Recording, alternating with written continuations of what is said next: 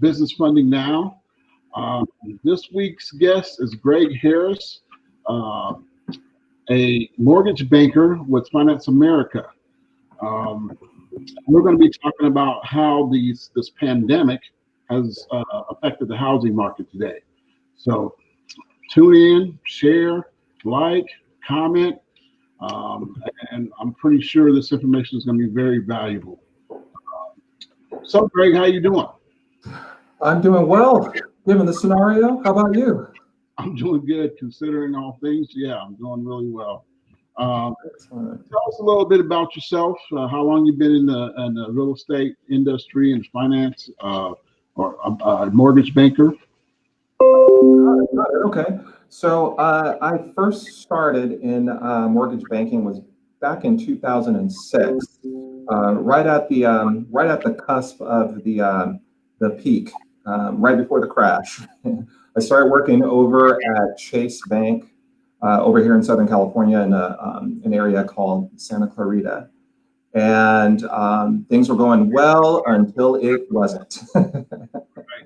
So, but from there, throughout the years, I've been a mortgage banker with Wells Fargo and Bank of the West, and I've been a mortgage broker. I've done some real estate investing, fix and flips. I had a franchise for fix and flip, and then decided that I was a little too lazy for doing fix and flips, so I decided to get back into lending where I felt a little more comfortable. So I've been back for a couple of years and never fully left, but it's still a great time to be in mortgage, irregardless of the current market conditions.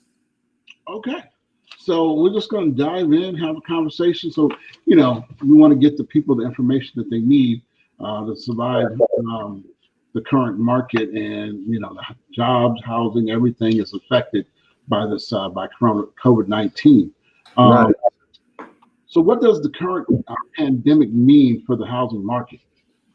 The current pandemic, it has, I can go on for a long time on this, but to give you a more concise answer, the biggest challenge that COVID-19 has had on the mortgage market, not necessarily the real estate market, but the mortgage market, has been tighter restrictions. So not to get too technical, but just like any other business, there's what's called a secondary mortgage market where people buy and sell mortgages, which affects the primary market where people actually purchase homes or they do a refinance. What COVID-19 has done has it's eliminated the possibility for mortgage banks to sell their mortgages on the secondary mortgage market. It's kind of like having a grocery store not being able to sell, groceries, and they're just kind of stuck with that inventory. So with COVID-19 being in place and some of the challenges in employment and some people not making their mortgage payments, has made it to where banks can't sell these loans. And some of these banks are actually closing as a result of it. So that's one thing. Another thing that COVID-19 has done, there are some folks that may not necessarily, at no fault of their own, might become unemployed. And because of that, they're not making their payments or whatnot. And banks, as a result of that, they're trying to tighten the credit criteria, and they're making it to people that are purchasing that they have to prove that they're going to stay employed. They're making it to where people have to have a 700 FICO just to purchase. 700, and some other banks such as, I think like Chase or Wells or something like that, they're requiring folks to put a 20% down payment. Now, just 60 days ago, people were able to put down 3.5%. Now they got to put down 20% because the banks need that security in order to write these loans. So people have to be aware of this. If you're going to purchase right now, because of the restrictions, they're looking for those folks that fit right in the box, because they know that they can sell that paper. What was the credit criteria before the pandemic? Well, you had different products and programs that were in the marketplace. So if somebody didn't have perfect credit, there were banks that may be able to lend to those borrowers, and maybe they'll increase the interest rate, or maybe it might be a little more expensive or something like that. But it can still get done, right? But now the folks that are not perfectly qualified, and that doesn't necessarily mean that everything has to be perfect, but they've got to be able to prove their income. It's not like before where you can go with like some people want to go with like a bank statement program and just say, hey, I just want to provide bank statements. I don't necessarily want to show my income. That ain't happening right now. So would you say there's a housing market crash happening right now? I don't personally, and this is purely my opinion, not even my professional opinion. This is my personal opinion, right? I don't think that there's a market crash right now, but when the shelter in place, the quarantine lifts, and there are no more forbearances in place and things of that nature, we're really going to see how this unfolds, because it might get to the point where people may lose their homes, and if they're losing their homes, that's going to increase the inventory. And if that increases the inventory, this is the domino effect, right? And if it increases the inventory, then that means that prices are going to start to decline. So are we in a market crash right now? I don't think so. But will we? I mean, it kind of depends on what the government does over these next several months, and how the citizens across the nation, how they take to it. Okay, what if somebody is losing, lost their job, can't pay their mortgage on time? What kind of advice would you give them? If they've lost their job and they can't make their mortgage on time, you see, big banks have to be really careful on how to answer this question, right? Because what if they can make their mortgage payment, they need to make the mortgage payment. From a compliance standpoint, that's all I can really say about that. But if they can make it, they need to make it. Because they may feel the ramifications of that, months down the line if they don't, potentially. Are the banks working with people, with deferments or things like that nature? Are they, reporting late payments to the credit report, or, things like that? So that's a tough question to answer, because banks have different guidelines. So there's no one size fits all with that particular question. Some banks, are, some banks aren't at all. So you're going to find the same. You're going to find different answers, depending upon which bank that you're speaking to.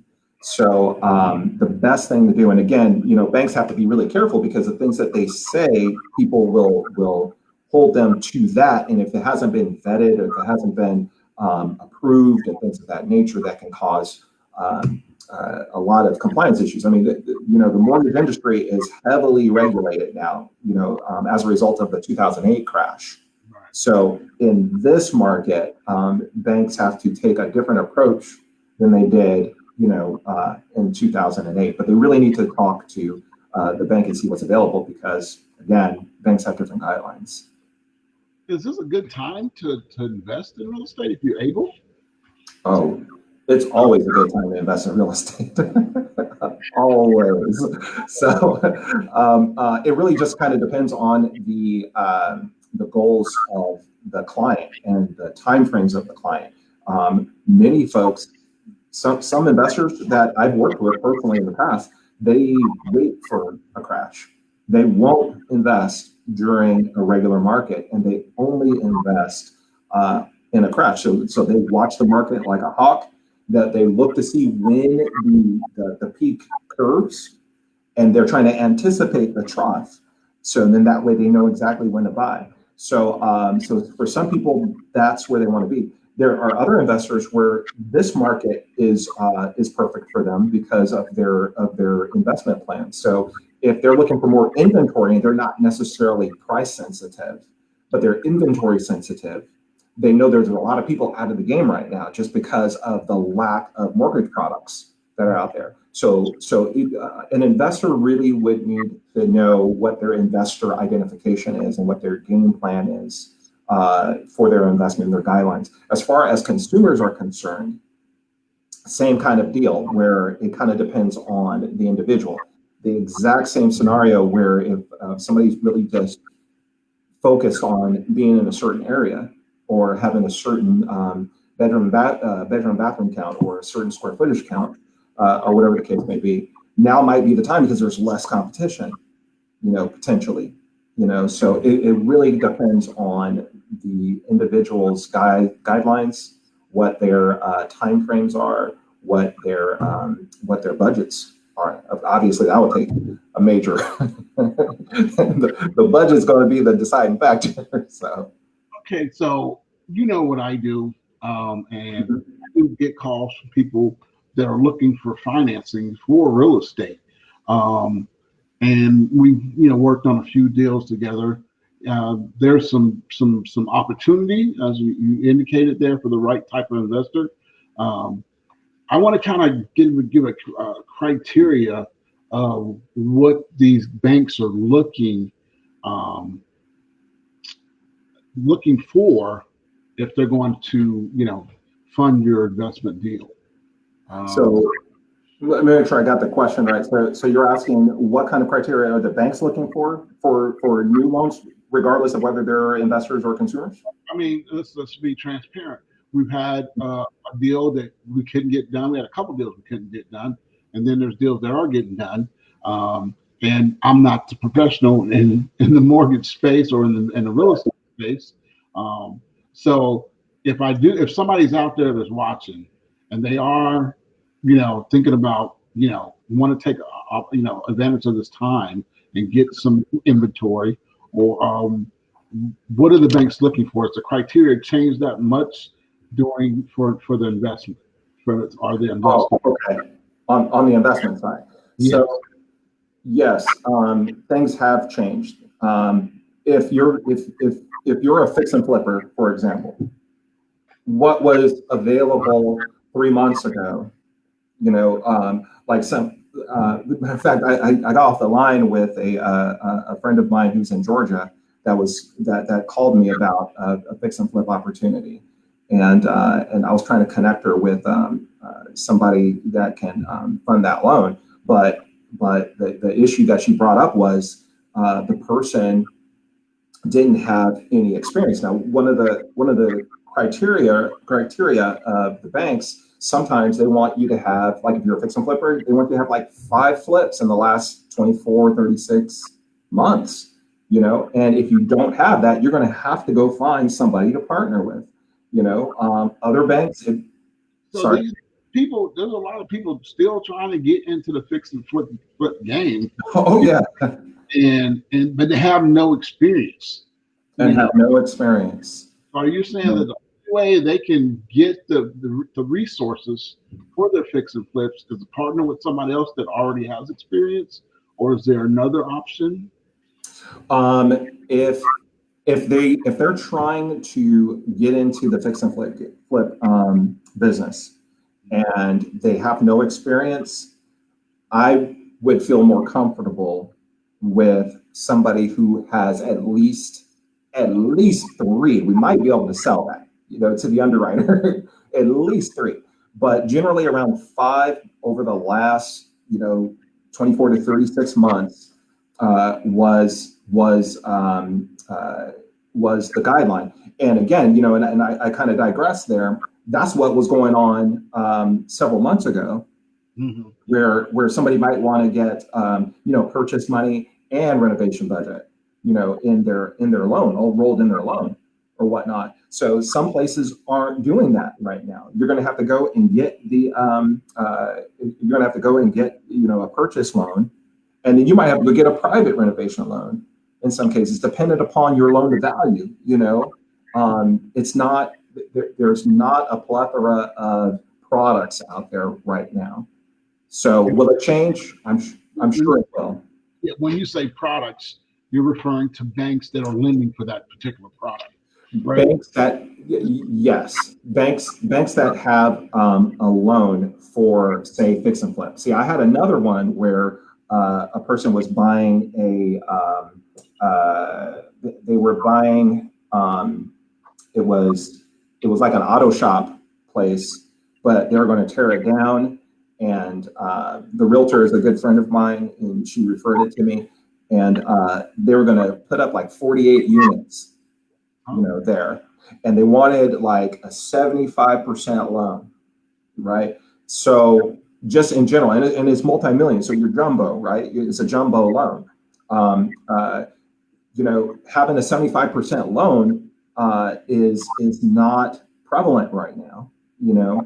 Just in general on a multi-million dollar jumbo product, just when there is no pandemic, let alone when there is one. So I think the max loan to value we were able to even find this person was, I believe, 60%. And they would give 60% of the loan to value of the property, and then the investor has to come up with other 40%. Correct, and no renovation budget. That's just purchase. So it's really difficult for inexperienced or new investors. Right. But if they were to team up with somebody, for example, if they were to team up with somebody who already has that experience, or maybe they can go with a private loan to do the renovation, then and that's where maybe you can come into play, with your business, to cover that renovation budget. But if they're looking for multifamily, they're trying to do apartments, and they're trying to get a high loan to value and a renovation budget on top of it. I mean, you got to remember something. When it comes down to the renovation budget, if you're purchasing an apartment building, they're basing the loan off of the current rents that the place has. So statistically, 60% of people aren't paying their rent right now. Allegedly. I mean, I saw it online. I didn't verify it, but allegedly 60%. So the banks are asking the bank to lend on an apartment building where 60% statistically are not paying their rent. It's tough, and then especially if somebody's going to like renovate a spot and raise those rents, if all they can get is a purchase money loan, and they're buying it to demolish it and raise those rents, then the loan might not be high enough because they're basing it off of the current rents where they're at. And if you can't get a renovation loan rolled up into the purchase loan, then then you got some challenges. But that's the state of the market right now. It doesn't necessarily mean don't do it. It's just knowing what you need to do, because right now the inventory might be there, and you might want to just get that purchase loan, get your apartment or single family resident. It might take you 6 months to get everything permitted or whatnot, and hopefully things will be wrapped up by the time permitting is completed and you're ready to break ground. Okay, so let me ask you this: what's hot right now? What are you seeing a lot of in this current climate? So what's hot right now, and it may not sound that hot, but it's the cookie cutter loans, because like when the government released that stimulus package, right? Those monies were going towards government sponsored loans. So your Fannie Mae, your Freddie Mac loans, the ones that are conforming loan limits, those are the ones that are getting that money. So that infused money for that. There's still a whole big thing about the loan servicing that didn't get a part of that stimulus, but that's a whole nother conversation. So might start a whole nother crash. But let me interrupt you, just so our viewers will know. What do you mean by cookie cutter? Just to define that. Good point. So cookie cutter would be the folks that can completely prove their income, that don't need leniency on their income or their credit. Not all banks are asking for 700, but the major ones are. They may not want you to have, if somebody's doing a refinance, for example, they may not want you to have any mortgage lates in the last 24 months, and they may have been lenient, 3 months ago. They may not be lenient right now. So they're looking for people to fit right in the square box, without asking for any exceptions to the rules, basically. The box is good credit, no lates, no dings, managing and still a consistent stream of income. Correct. Being able to document that income. So 2 years tax returns, last 30 days proof of income, a verification of your employment. So those are the ones that are getting through the system smoothly. Okay. All right. So what kind of advice would you give, or in preparation? Say you do want to take advantage. Say you want to buy your first house. I've seen a lot of people online on Facebook still closing amidst this pandemic. So I would assume that they had their paperwork in. They did everything before this hit, and now they're at the end.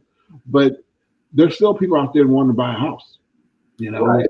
They still have their job. They might be an essential worker, or even a department store, anything, Amazon. There's people out there still working, and we know what the unemployment numbers came out today. Right. It's the highest it's been in since the Great Depression. And that's unfathomable to me. I don't even know, and I'm thankful that my business is still doing well. But we're here want to help people not only survive, but thrive. Kind of make it through and come out on the other side of this thing better than they were before. So, what kind of advice would you give them? Just the basic 101. If you're still trying to buy a house, what do you really need to work on? So if you're still looking to purchase a home, and you have documentable income, and you have your down payment, now can really be a good time, just because of the inventory, because of the available properties and the less competition. So now would really be a good time if somebody has all their ducks in a row. Now could be an excellent time. If they can wait if they plan to wait until after the shelter in place has lifted, then of course you run the risk of, the mortgage business is really based on estimation, statistics, and probability, right? So we all have to kind of guesstimate by looking at the market and where it's going or whatnot. So if they can hold out and they want to wait until they think that the prices are going to get lower, that might happen, or maybe the stimulus packages will raise those prices back up. But the biggest thing as far as purchasing is to have all your ducks in a row, go full documentation, don't ask for any exceptions, and you'll get through the system, provided that you're qualified, of course. So we're looking at 20% down payment of the purchase price on average. Yeah. Under these current conditions, I know if you can find a bank that will still lend to you with less, that's great, right? Right. And then your full docs, your income verification. I imagine it's at least 2-year tax returns. Right. Last 30 days proof of income. Being able to verify your. I'm sorry. Credit score. Credit score 700 plus. Correct. And I'm not saying people that don't meet every one of those categories are ineligible, but I'm just saying that those are the ones that are getting through the system. So it's going to be more difficult if you don't check all the boxes. Right. Okay. So, that might be a good time to work on your credit or find a second job if you're able, if you still have your primary, Right. and another stream of income to help you get through this. We have a question from one of the viewers. The question is, what is a small contractor who would like to move into investment? What does he do? So it's sounding, and Levi, correct me if I'm wrong. You're talking about the investor is moving into the investment property, so it becomes an owner-occ property. If that's the case, you can purchase a property and take it in as an investment. You can get your investment non-owner occupied loan in place, and then once you renovate the property, then you can definitely move into it and then refinance it into a conventional loan. And then if there's any money, matter of fact, we were talking about that the other day, weren't we? And then you can move right in and refinance it into a conventional loan. One of the biggest things that you have to have in order to get that conventional loan is that the property has to be habitable. It can't be without a kitchen or can't be without flooring, So it has to be actually habitable, and then you can refinance it. So depending upon where you're at in the process, if you need to get in and pull money out quickly, you got to at least be habitable. But obviously, you'll get the most value once your property is completed. Right. So there's still options. There's still opportunity for first-time home buyers or investors into the mortgage space. And I know you've been still seeing clients using the quarantine or the social distancing protocols, masks, gloves, the hand sanitizer. So you're still doing business. It's just a little bit more challenging. Restrictive. Yeah, it's still going on. Like you said, there's still opportunities, but the products, like for example, going FHA and going through the FHA program, you got to fit right within their guidelines, in order to make it happen. So, but as far as opportunities, yes, they're still out there. There's a house right next door to where I live. They sold their house like in 3 days or something like that. So people were social distancing, and one person would go in and view the house and then walk out, and the next person would go in and and all that. So business has not stopped. I have a number of realtor friends that are still showing properties, and some are actually busier than before. So the opportunities have not lessened.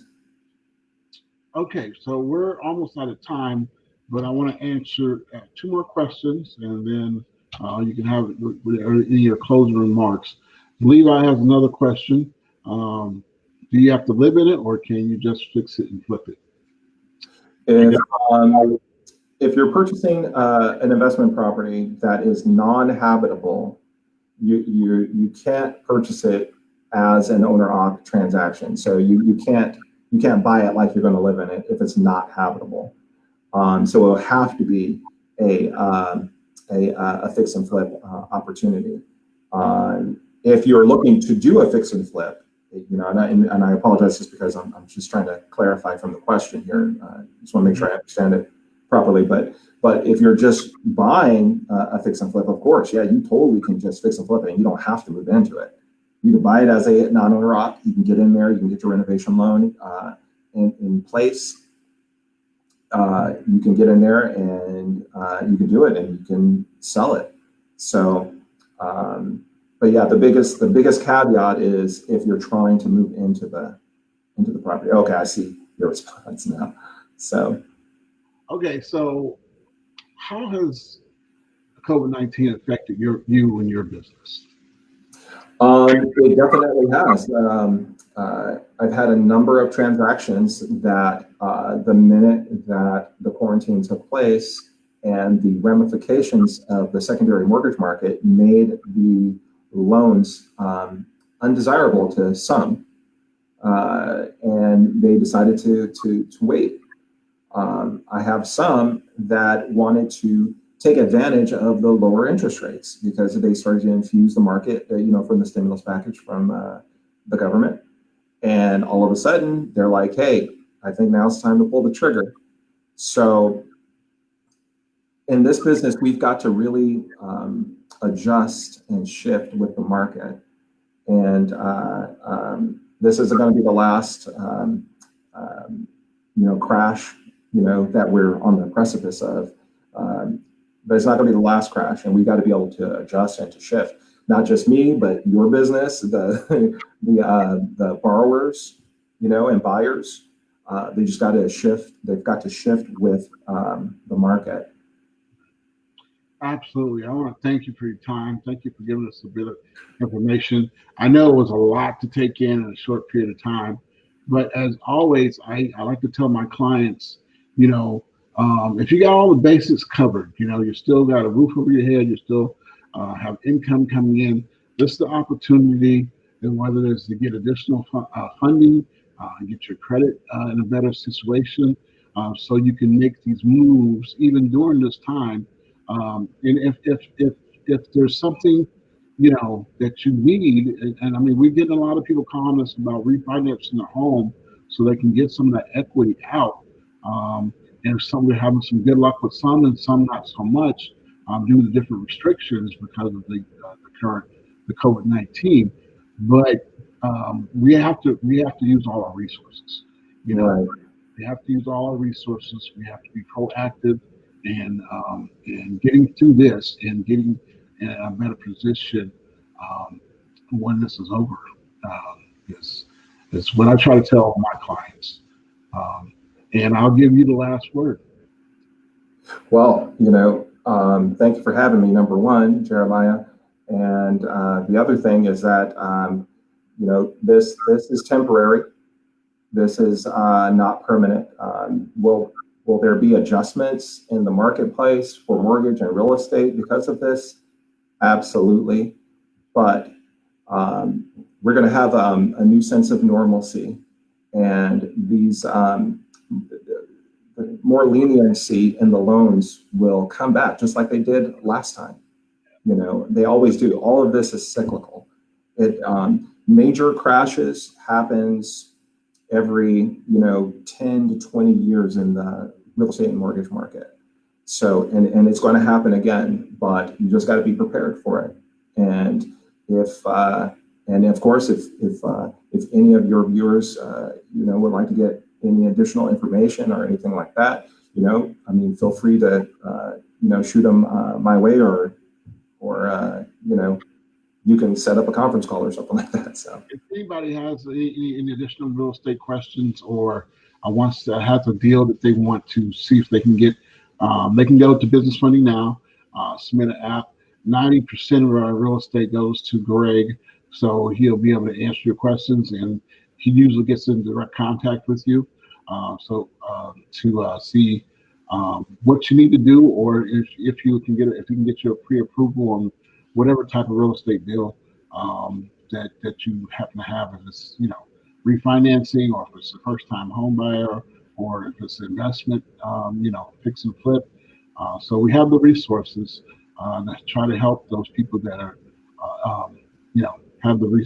are able to continue to operate in this environment. And I want to thank everybody for watching. Like the page, share the video as well. And I'll see you guys next Friday with some more tips, financial tips on how to survive COVID-19. All right. Thank you.